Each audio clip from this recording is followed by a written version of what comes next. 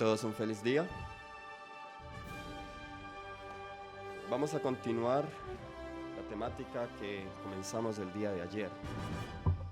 Y recordarán que comenzamos a hablar acerca del ministerio de Elena G. de White. Hemos titulado a esta serie, Creed a sus profetas y seréis prosperados. Y estuvimos mirando acerca de la naturaleza de la inspiración. Dijimos que hay dos tipos de inspiración, la inspiración verbal y la inspiración de pensamiento. Y dijimos que tanto la Biblia como el espíritu de profecía son dadas a través de la inspiración del pensamiento. Es decir, el hombre, el siervo de Dios escogido, fue el inspirado, no las palabras. El día de hoy entonces vamos a entrar en otra parte de nuestro tema y vamos a mirar cuán inspirada era Elena G. de White. Algunas personas dicen que ella sí fue inspirada, pero que su nivel de inspiración no es igual a la Biblia. Entonces no la podemos tomar como autoridad. ¿Será que, déjenme hacer algunas preguntas, como adventistas, cuál es nuestra autoridad? La palabra de Dios, ¿cierto? Pero ¿significa eso entonces que debemos desacreditar el espíritu de profecía? ¿Cuál es el lugar del espíritu de profecía en la doctrina adventista, en el mensaje adventista, en la forma de vida adventista? Vamos entonces a mirar algunos aspectos. ¿Cuán inspirada era Elena G. de White? Saben, han habido algunos intentos de desacreditar a Elena G. de White. Uno de ellos es que dicen que sus visiones eran el resultado de un desorden nervioso. Ese es uno de los argumentos que se utilizan para decir que en realidad lo que ella escribió no era confiable. Algunos incluso han llegado a decir que las visiones de Elena G. de White resultaron de algún tipo de desorden nervioso, lo cual fue el resultado del accidente que ella sufrió cuando era niña. Entonces, ella, como era una mujer con desórdenes nerviosos, no podemos confiar en ella. A ella se le ha acusado de sufrir de histeria, epilepsia e incluso esquizofrenia debido a estas reacciones. De hecho, no hay ninguna evidencia científica que se dé para apoyar estas acusaciones.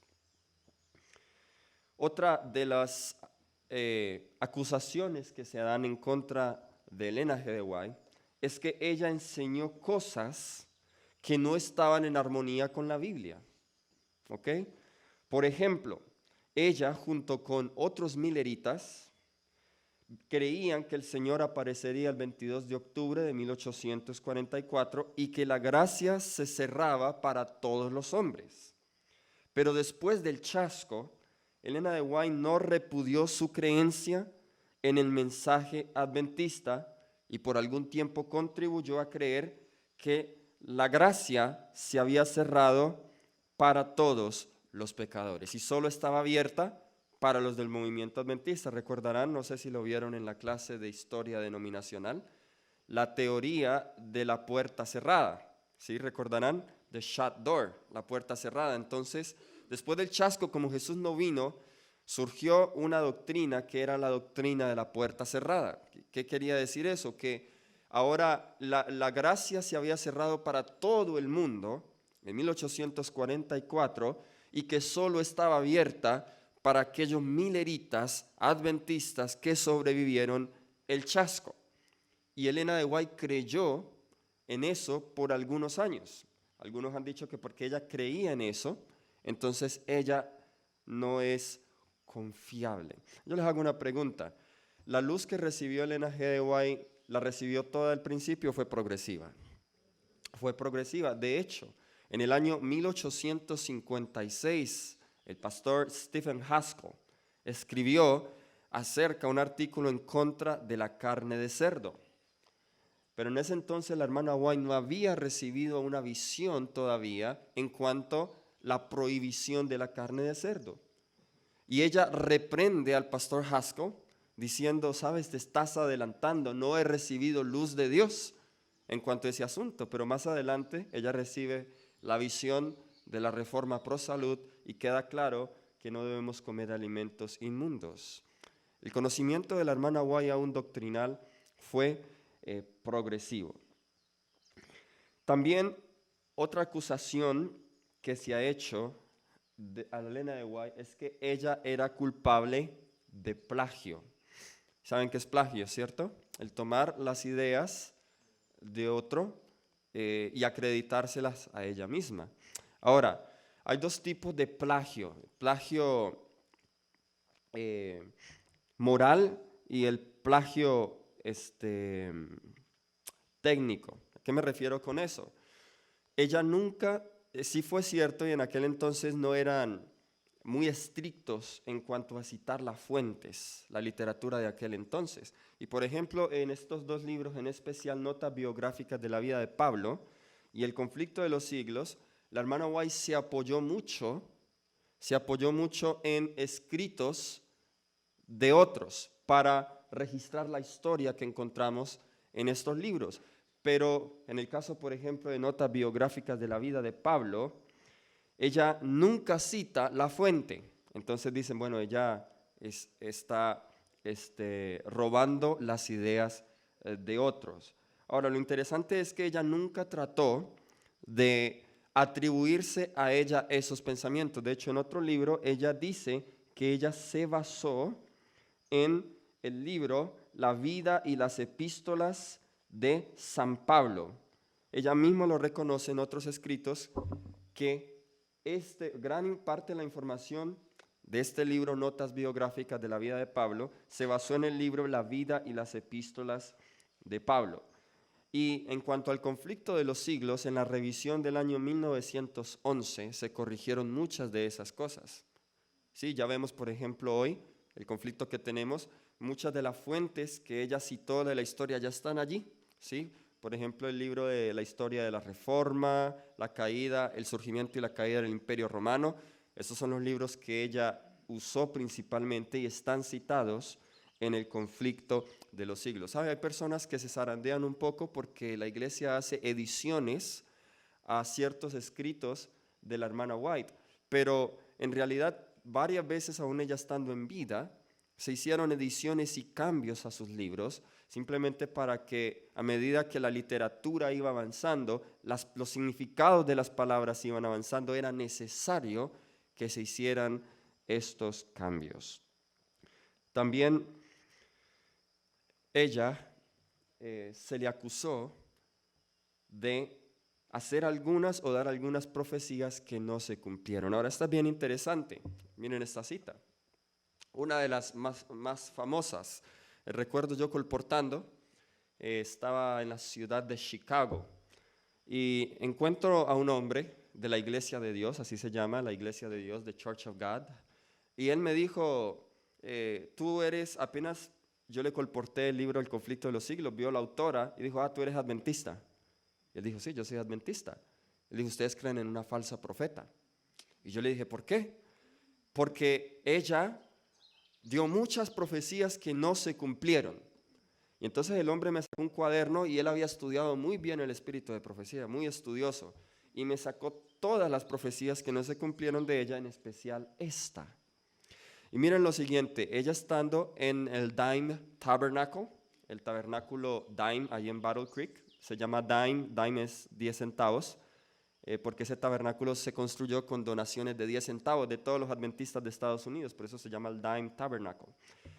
Y ella estando allí, ella hace una predicción y dice, se me mostró el grupo que había asistido a la conferencia.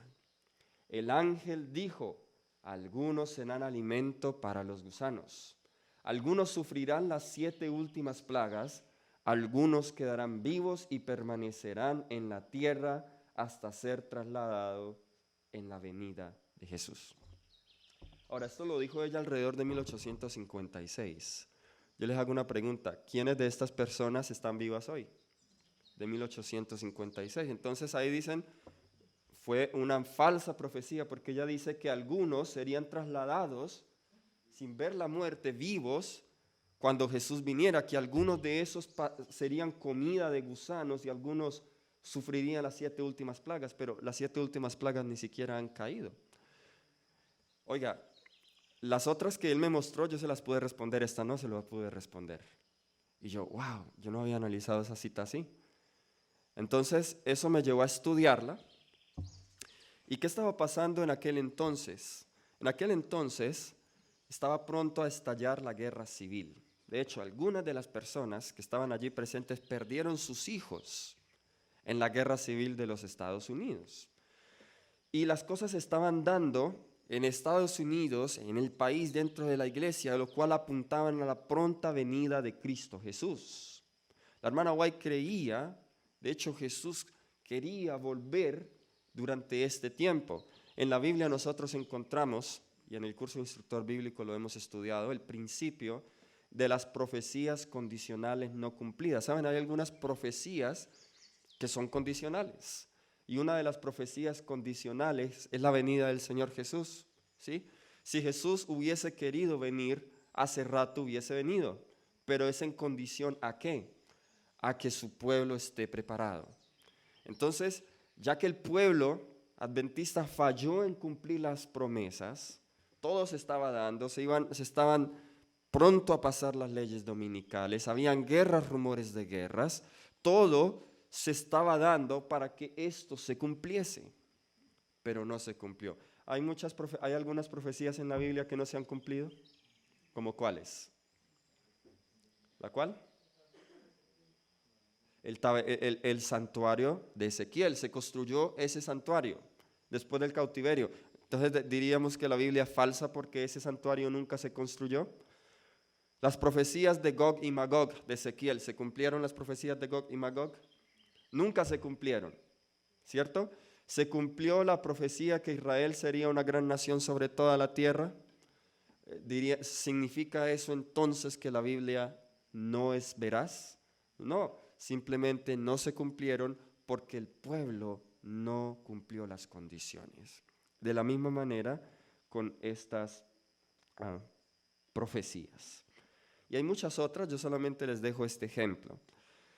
Ahora, otra acusación que se hace en contra de Ellen G. de White es que su vida no estaba de acuerdo con sus propias enseñanzas. Con sus propias enseñanzas. Por ejemplo, algunos críticos han tratado de acusar a Ellen G. de White en tratar de mostrar que su vida no siempre estaba en armonía con sus enseñanzas.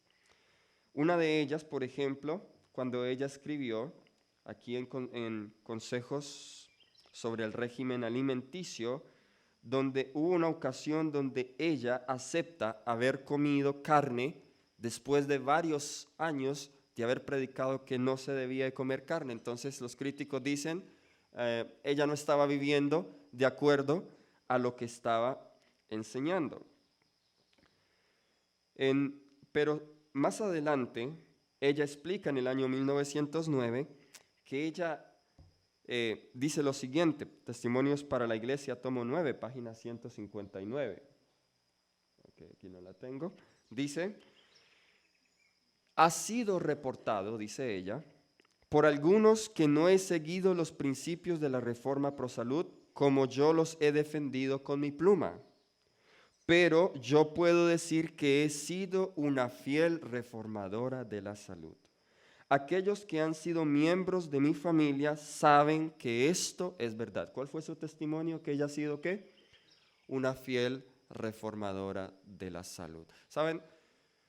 La hermana White entendía muy bien, y esto lo vamos a tocar más en esta semana, la diferencia entre precepto y principio. Y hubo algunas ocasiones en que comió carne. ¿Sí sabían eso, cierto? Y hubo algunas ocasiones en que recomendó la carne. Ahora, algunas personas escuchan eso y se escandalizan, ¿sí? Ella no era dogmática con una mente cuadrada, aplicando una regla inflexible a todos. Y hubo algunas ocasiones donde lo hizo. Ahora, no significa que nosotros lo vamos a hacer. Creo que estamos en un país donde no es necesario porque hay abundancia de alimentos, ¿sí? Cuando yo estuve en África, en el Congo, lo único que nos daban allá de comer era arroz blanco con un maní, unas 5 o 6 pepitas de maní. A veces comíamos una vez al día solo eso. Y recuerdo que con Cody Francis nos llevamos muchas barritas de granola y muchas nueces, pero ya estaba cansado de eso. Y yo le decía a Cody, hablábamos entre nosotros, si yo tengo que comer pescado acá o huevo, yo me lo como, ¿sí? En esas situaciones. Iría en contra de algún principio. ¿Qué es lo que prima en situaciones extremas? ¿Sí? La salud y la vida, ¿cierto? Y si no hay nada más sino eso no iría en contra de ningún principio. Eso lo vamos a regresar. En otra ocasión, un misionero estaba en Nueva Zelanda cuando la hermana Boy estaba en Australia. Y este misionero había leído acerca de la hermana White cuando ella condena la quinina. ¿Okay? Es una planta medicinal venenosa que se trataba la malaria en aquel entonces, la quinina. Y entonces ella condena la quinina, este hermano había leído ese consejo, así que cuando estaban en Nueva Zelanda con su hijo, su hijo contrajo malaria. Y estaban en un lugar donde no había asistencia médica y ellos tenían quinina, porque se daba así en el monte. Y él prefirió no dárselo, confiando pues en el Señor, pero el niño murió. Años más tarde, él se encuentra con la hermana White y le pregunta, ¿qué debía haber hecho allí? Usted escribió que no podemos usar la quinina. Y ella le dijo, no hubiese sido violación de principio que le hubieses dado eso a tu hijo. En este caso hay que hacer lo mejor que podamos. Muy sabio ese consejo. Eso está en Mensajes Selectos. Hay que hacer lo mejor que podamos. Así que nosotros tenemos que aprender a razonar, a aplicar los principios del espíritu de profecía en situaciones específicas. Muy bien, vamos entonces a refutar algunas de esas acusaciones. Vamos entonces ahora a mirar algunos puntos fuertes en defensa al don profético. Primero, la hermana White ella escribió y nunca aseguró ser infalible. Nunca aseguró ella estar inspirada, ser verbalmente inspirada. Nunca. Pero sí aseguró ser inspirada como los profetas de la Biblia. En una cita que encontramos en el Evangelismo, página 189, dice lo siguiente: en los tiempos antiguos, Dios habló a los hombres por boca de los profetas y apóstoles. En estos días, Él les habla por los testimonios de su Espíritu. Ahora, cuando ella dice los testimonios, ¿a qué se refiere? Al espíritu de profecía. Miren que ella está diciendo que Dios, de la misma manera en como habló a través de los profetas en la Biblia, hoy nos habla a través de ¿qué? De los testimonios. Entonces, yo les hago una pregunta. ¿Son los testimonios palabra de Dios? Son palabra de Dios. ¿Tienen la misma autoridad que la Biblia y los profetas de la Biblia? Claro que sí. No hay niveles de inspiración. Es la misma inspiración. Sí, algunas personas han tomado que no, el espíritu de profecía es solo buen consejo nada más. Que ella es una buena autora, buena escritora devocional. Pero no debemos tomarla tan en serio. La Biblia nada más. Y sí, nosotros creemos en la sola escritura, pero reconocemos también que Dios hoy habla por su espíritu a través de los testimonios. Hablando de ella misma, de sus escritos, nos dice Mensajes Selectos, tomo 3, página 57. Tengo el más precioso tema para reproducir y colocar delante del pueblo en forma de testimonio. Aunque puedo hacer esta obra, la gente debe tener cosas para reproducir la historia pasada, a fin de que pueda ver que hay una cadena recta de verdad sin una sola sentencia herética en lo que he escrito. ¿Qué dice ella? Que en lo que ha escrito no hay ni una sola sentencia herética. ¿Podemos confiar en los testimonios? ¿Podemos confiar en el profeta de Dios? Claro que sí. Nos dice también Mensajes Selectos, tomo 3, página 42. La luz que he recibido la he escrito, y gran parte de ella está ahora brillando desde las páginas impresas. Existe a través de las páginas que he escrito una armonía con mi actual enseñanza. Así que no hay ninguna sentencia herética y también hay una armonía. Hay una armonía en todo lo que ella ha escrito. Mensajes Selectos, tomo 1, la página 27 y 28. En su carta, ahora, aquí ella le está escribiendo a un hermano que dijo, le escribió a la hermana White y le dijo, oigan, usted es tan inspirada como el dedo de Dios que escribió los mandamientos. Así le dijo el hermano a ella. Y recuerda que ayer dijimos que esa porción la escribió Dios directamente, ¿cierto? Ahora mire ella cómo le responde a este hermano. Dice, en su carta usted habla que fue instruido desde niño en tener fe implícita en los testimonios. Y dice, fui inducido a concluir y creer que con toda firmeza que cada palabra que usted habló en público o en privado, que cada carta que usted escribió en cualquier circunstancia y en todas ellas, fueron tan inspirados como los 10 mandamientos. Interesante este hermano, ¿ok? Mi hermano, le responde ella, usted ha estudiado mis escritos diligentemente y nunca ha encontrado que yo haya pretendido algo semejante. ¿Entendía ella la diferencia entre la inspiración verbal y la inspiración de pensamiento? ¿Entendía ella las palabras que Dios había escrito directamente? Y no se atribuyó esto a ella, ese grado de inspiración, o ese... los escritos de los mandamientos como los mismos escritos de ella.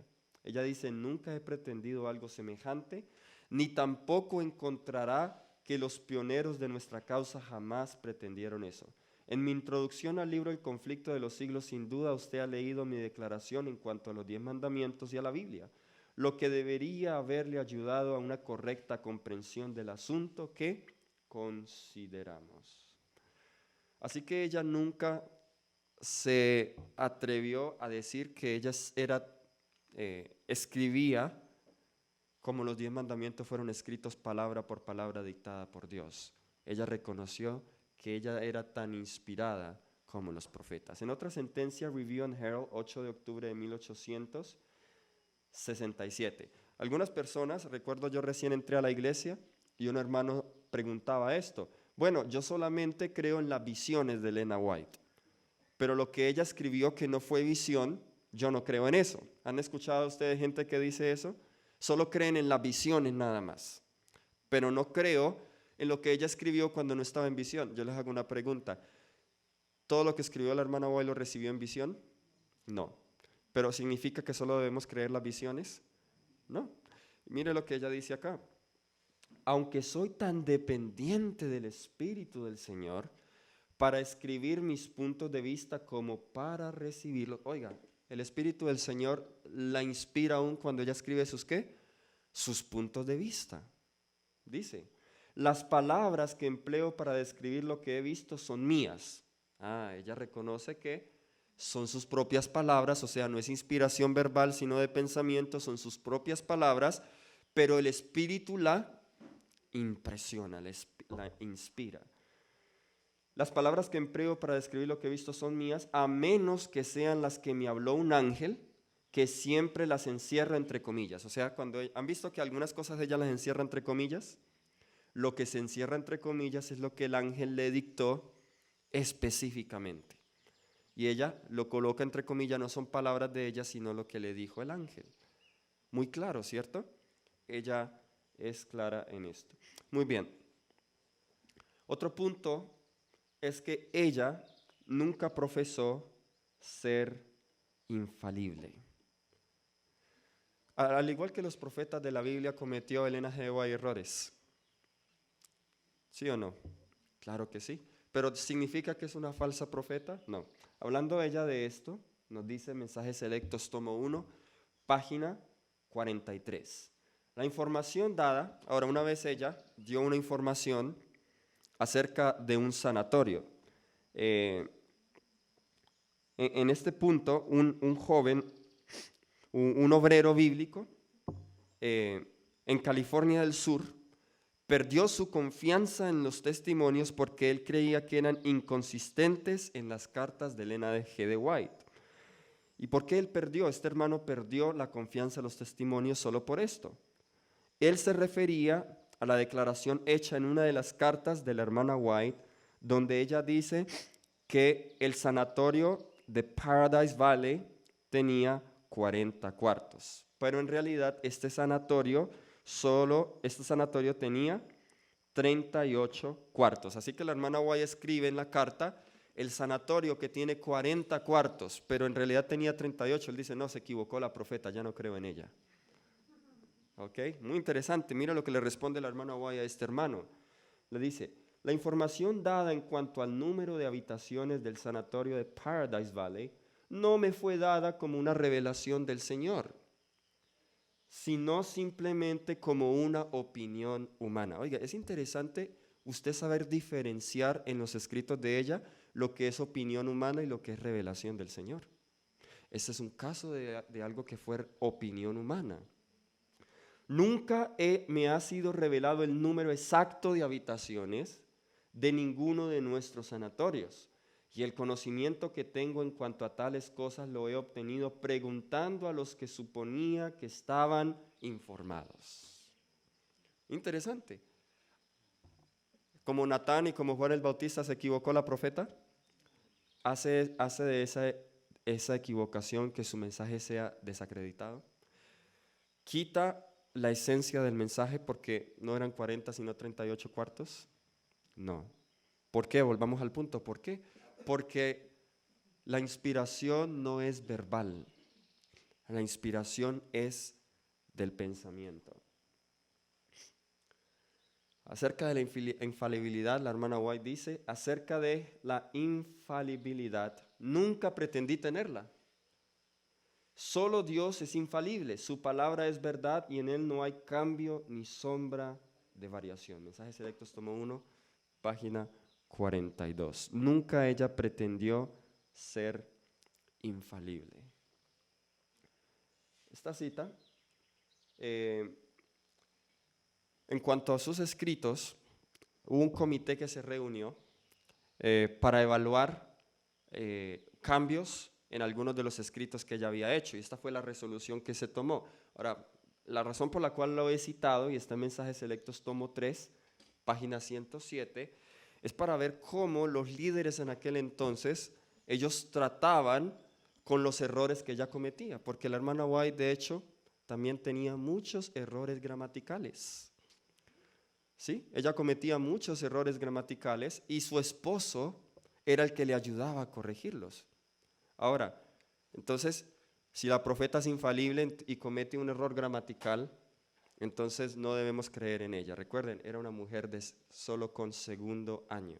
Entonces, como habían muchos errores gramaticales y los hermanos querían que los testimonios se publicaran, la iglesia toma esta decisión. Dice, siendo que existe una constante y urgente demanda por la impresión de estos tomos, se resuelve que recomendemos la reimpresión de tal manera que sean 4 tomos de sentencias u 800 páginas cada uno.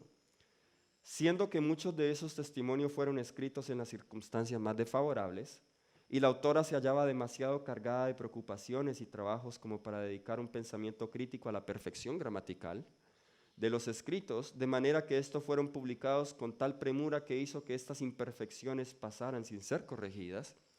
Y siendo que creemos que la luz dada por Dios a sus siervos es para la iluminación de la mente, para impartir los pensamientos y no las propias palabras, excepto en muy raros casos en las cuales la idea debía ser expresada, se resuelve que en la reimpresión de estos tomos se hagan los cambios de palabras necesarios para quitar las imperfecciones arriba mencionadas, hasta donde sea posible sin cambio ninguno en el pensamiento.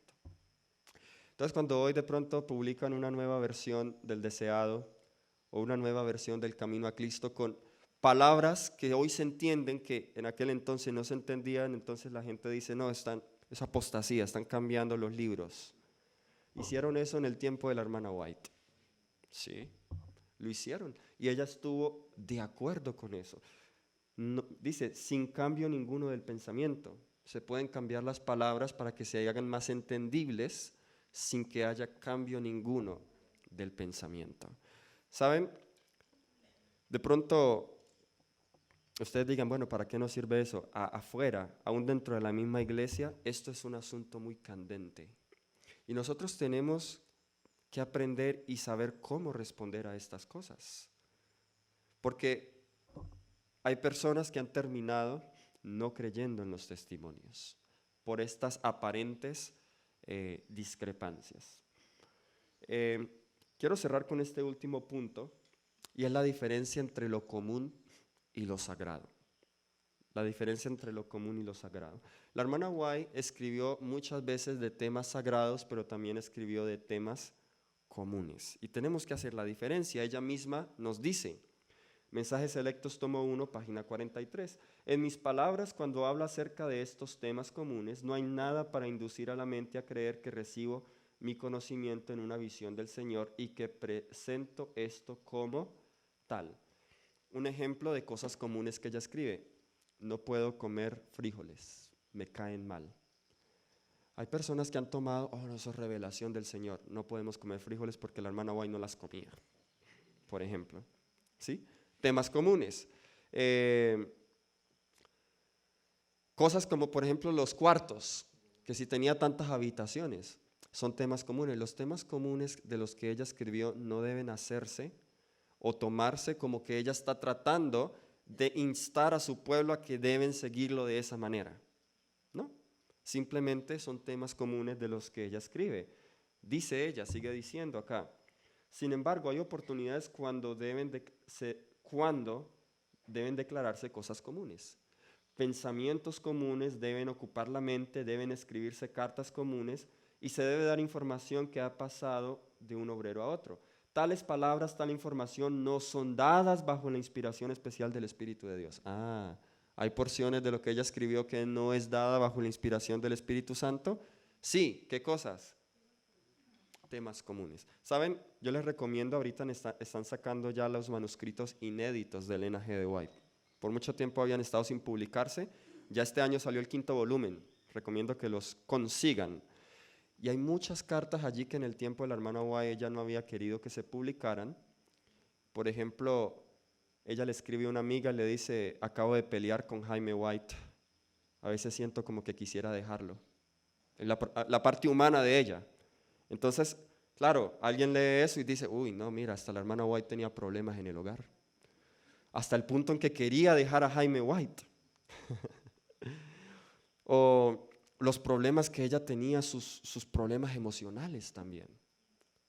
Y en esas cartas están, en los manuscritos inéditos. Ella está escribiendo de cosas comunes, ¿ok? Y debemos diferenciar eso.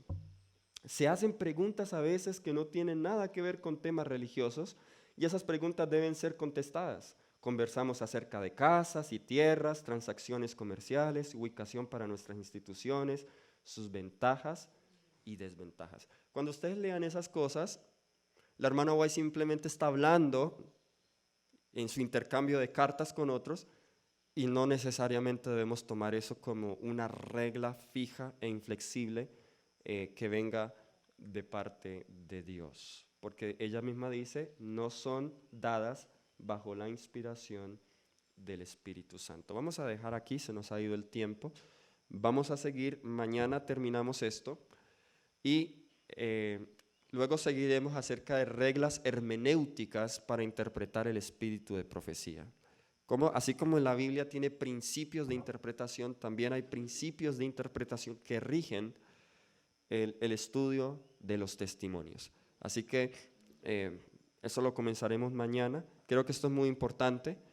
Como leímos ayer, Satanás tiene ira en contra de los testimonios y a nosotros sabe que él no nos puede llevar a rechazarlo. Ninguno acá rechaza los testimonios. Pero ¿qué puede hacer con nosotros?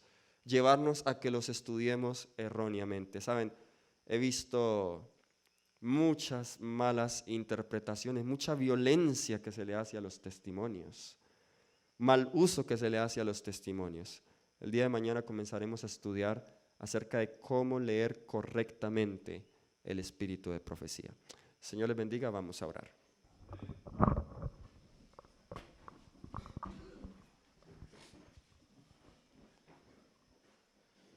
Querido Padre Celestial, te agradecemos por los testimonios que tú nos das en el espíritu de profecía que son guianza, dirección para nosotros. Gracias, Señor, porque has tenido a bien darnos este regalo para esta iglesia remanente de los últimos días. Ayúdanos a creer en tu profeta, a creer, Señor, el mensaje que tú nos has dado para nuestros días. Ayúdanos, Señor, a poner en práctica estos consejos. Ayúdanos, Señor, a enseñarlos a otros. Danos de tu Santo Espíritu en este día, guía todo pensamiento y toda acción. En el nombre de Jesús. Amén.